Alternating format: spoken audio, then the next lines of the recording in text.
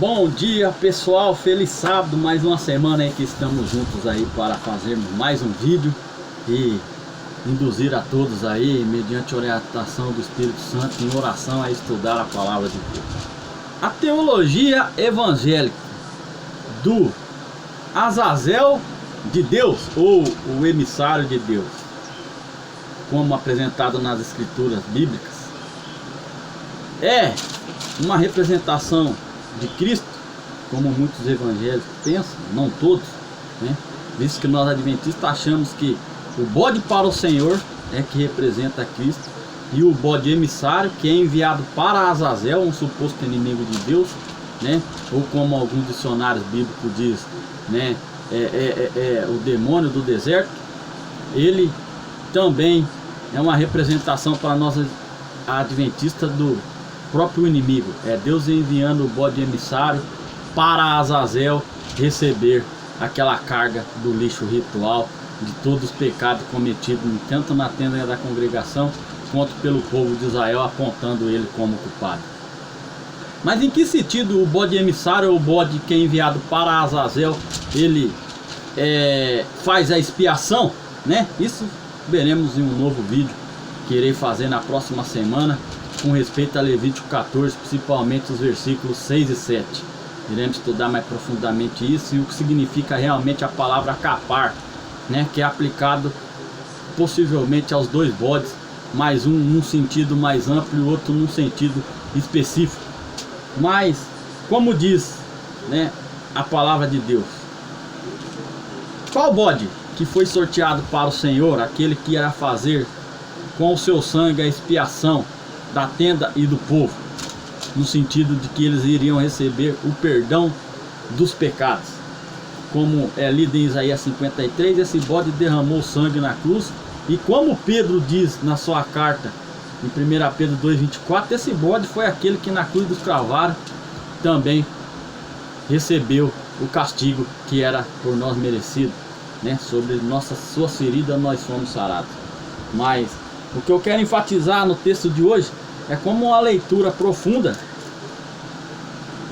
faz com que a gente busque, estudando, mediante a orientação do Santo Espírito em oração à palavra de Deus, respostas para perguntas, né?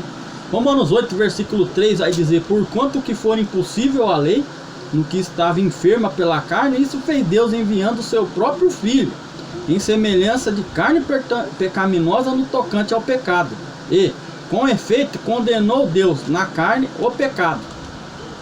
Atos 13, 37 e 38 vai dizer que aquilo que não é possível a gente cumprir da lei de Moisés, né, recai sobre Cristo e nós somos justificados, né?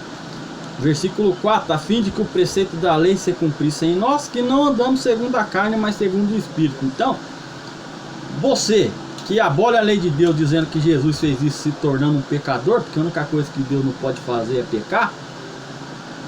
Hebreus vai dizer que Cristo não pecou, não tinha pecado. Para você poder andar mediante o Espírito, você tem que andar de acordo com a lei de Deus, não de uma maneira legalista, mas de uma maneira que o Espírito Santo te diz, né, como você deve cumpri-la, né? Paulo vai dizer que esses são as cartas vivas do Evangelho. Mas veja como Filipenses 2,7 descreve Jesus, o bode para o Senhor, o que foi realmente oferecido a Deus, né? Antes, a si mesmo se esvaziou, assumindo a forma de servo, tornando em semelhança de homens e reconhecido em figura humana. A si mesmo se humilhou, tornando-se obediente até a morte da cruz. Esse é o bode que é citado por Isaías e por Pedro, e que muitos devem ler de acordo com o contexto e não aplicá-lo ao bode que é enviado para Azazel, para o suposto, vamos dizer assim, demônio do deserto, que leva para ele a culpa da iniquidade do povo, apontando ele como culpado por toda aquela transgressão. E outro texto aqui para a gente encerrar o vídeo de hoje, né, que eu gostaria de ler, está no livro de Hebreus, capítulo 2, né, versículo 17, que dá realmente o checkmate, a batida do martelo em cima da teologia evangélica, né, dispensacionalista, né, do Azazel de Deus. que o versículo 2,17 vai dizer: por isso mesmo, convia que em todas as coisas se tornasse semelhante aos irmãos, para ser misericordioso e fiel sumo sacerdote nas coisas referentes a Deus e fazer propiação pelo pecado do povo.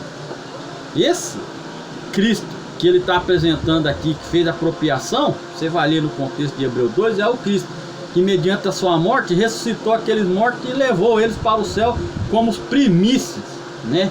Como exemplo daqueles que irão sair da sepultura no grande dia. E segundo o Salmo 24:10, os anjos se espantaram ao ver os troféus da vitória do Cristo e realmente tiveram a confirmação, a certeza de que na cruz todos nós obtivemos a redenção, nós o que cremos e vivemos de acordo com a vontade e a verdade do Evangelho. 1 João 2,2 vai dizer que essa apropriação é feita em Jesus, aquele que derramou seu sangue na cruz do Calvário, e vários outros textos como Colossenses 1,14 e 20, né? A gente poderia citar muitos textos aqui para não alongar, mas devemos saber diferenciar o significado de um e de outro, aquilo que um pode fazer e o que o outro pode fazer. Diz que a Bíblia diz que é um só mediador e foi um único Filho, que foi o Filho de Deus, que veio trazer a salvação a todos aqueles que querem em seu nome. Um abraço a todos e até a próxima, que você pode se aprofundar cada vez mais nas Escrituras Sagradas.